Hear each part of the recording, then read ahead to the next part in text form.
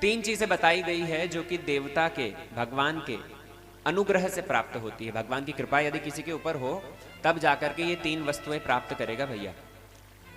कौन कौन सी? सबसे पहली बात तो मनुष्यत्वम, ये मनुष्य शरीर। ये मनुष्य शरीर सहज में किसी को प्राप्त नहीं होता।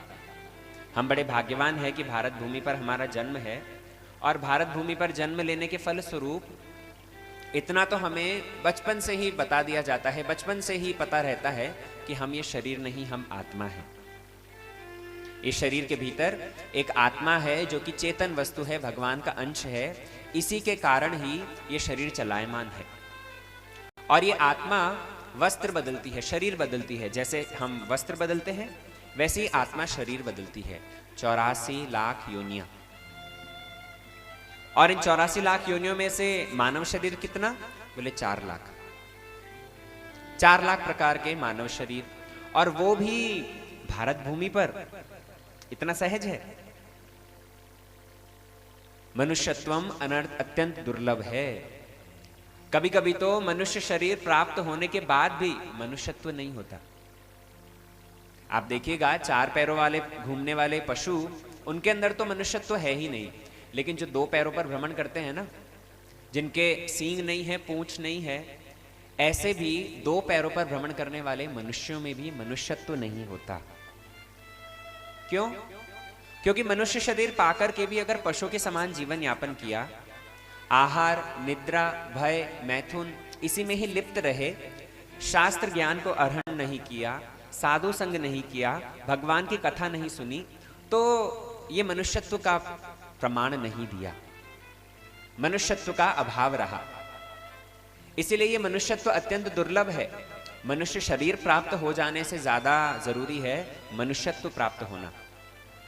बात समझ में आ रही है? मनुष्य शरीर मिलने के बाद में ये अगर पशुवत आचरण रहा तो वो निरर्थक है। इसलिए मनुष्यत्वम मुमुक्षत्वम, मनुष्य शरीर तो प्राप्त हो गया, दूसरी वस्तु जो दुर्लभ है वो बतलाया मुमुक्षुत्वम, मोक्ष के लिए आग्रह, भगवत प्राप्ति के लिए, भगवत भजन के लिए आग्रह। ये भी सभी को नहीं होता। प्राय करके लोग अपने दैनिक कार्यों में इतना ज्यादा व्यस्त रहते हैं, पुत्र परिवार से समन्वित होकर के गृह कार्यों में इतने ज्यादा आबद्ध रहते हैं कि भगवान की चिंता कोसों दूर रह जाती है। मुक्ति लाभ, ये मनुष्य शरीर जो कि केवल मात्र मुक्ति का दरवाजा है, उस विषय में विचार ही कहां आता है। गोस्वामी जी लेकिन वर्णन कर रहे हैं, साधन धाम मोक्ष कर द्वारा, साधन धाम मोक्ष कर द्वारा, साधन धाम मोक्ष कर द्वारा, साधन धाम मोक्ष कर द्वारा, पाई न जय पर लोक सवारा, पाई न जय पर लोक सवारा, पाई न जय पर लोक सवारा, पाई न जय पर लोक सवारा। मनुष्य शरीर नहीं, साधन धाम मोक्ष करे द्वारा। अरे मुक्ति के दरवाजे पर हम खड़े हैं। 84 लाख योनियों के बाद भ्रमण करने के उपरांत ये मनुष्य शरीर अब प्राप्त हुआ, जिसमें भगवत प्राप्ति के लिए प्रचेष्टा की जा सकती है। लेकिन कितने गिने चुने लोगों के अंदर ये भगवत प्राप्ति की इच्छा होती है, बतलाइए। आपके संगरूर में कितनी जनसंख्या होगी, और उन अनंत लोगों में से कितने लोग भगवान के मंदिर जाते होंगे? कितने लोगों को भागवत, भगवत गीता, पुराण इत्यादियों के विषय में ज्ञान होगा? गीता रामायण घर में रखकर कभी कभी खोलते होंगे? बहुत कम। कलयुग का ऐसा प्रपंच है, ऐसा तमाशा चल रहा है, भोगवाद के अंदर इतने ज्यादा लिप्त हैं कि भगवत प्राप्ति के लिए, मोक्ष के लिए, भगवत भजन के लिए बिल्कुल प्रचेष्टा नहीं रहती। इसलिए मुमुक्षुत्वम अत्यंत दुर्लभ है। मनुष्यत्व तो दुर्लभ है ही है, उससे ज्यादा दुर्लभ मुमुक्षुत्वम, मोक्ष प्राप्ति की इच्छा। और यदि किसी को मोक्ष प्राप्ति की इच्छा भी हो जाए तो तीसरी वस्तु जो दुर्लभ बतलाई है, हरि पद संश्रय, महत् पुरुष संश्रय। भक्तों का संग बहुत दुर्लभ है भैया। भक्तों का संग जिससे कि भगवत प्राप्ति होगी, ऐसा संग बड़ा दुर्लभ है। सत्संग दुर्लभ है। गोस्वामी जी ने इसी बात को कहा है कि संत समागम, हरि कथा, तुलसी दुर्लभ। दो वस्तुएं बड़ी दुर्लभ है भैया। संतों का संग बड़ा दुर्लभ है। आप कहोगे कहां दुर्लभ है? विशेष करके यहां संगरूर में तो कथाएं, भागवत, जागरण इत्यादि होते ही रहते हैं। आते हैं लोग, कथा करते हैं, श्रोता लोग जाकर के सुनते हैं, बड़ा आग्रह रहता है। इसलिए सत्संग दुर्लभ नहीं है। नहीं भैया, सत्संग दुर्लभ है। आजकल जितना ज्यादा सोशल मीडिया बलवान होता जा रहा है, ऑनलाइन फेसबुक, यूट्यूब के माध्यम से भी लोगों को कथाएं उपलब्ध है कि नहीं? बहुत हो रही है कथाएं, तो बहुत सत्संग मिल रहा है। ऑनलाइन, ऑफलाइन ना सही, ऑनलाइन तो मिल ही रहा है। फिर आप क्यों कह रहे हैं कि ये सत्संग दुर्लभ है, ये भगवत कथा दुर्लभ है? ऐसा क्यों कहा? क्योंकि जिस भगवत कथा से हृदय की संपूर्ण व्यथा नाश हो जाए, ऐसा सत्संग दुर्लभ है। कथा श्रवण करने के साथ साथ ही ब्रज गोपियां कहती हैं श्रवण मंगलम, जीवन में मंगल विधान होता है, सारा दुख दूर हो जाता है। ऐसी कथाएं भला कहां होती है? बड़ी दुर्लभ है। कथा सुनने के उपरांत जीवन की व्यथा यदि हरण नहीं हुई तो वो कथा कथा नहीं है। कथा तो श्रवण करवाई थी श्री हनुमान जी ने।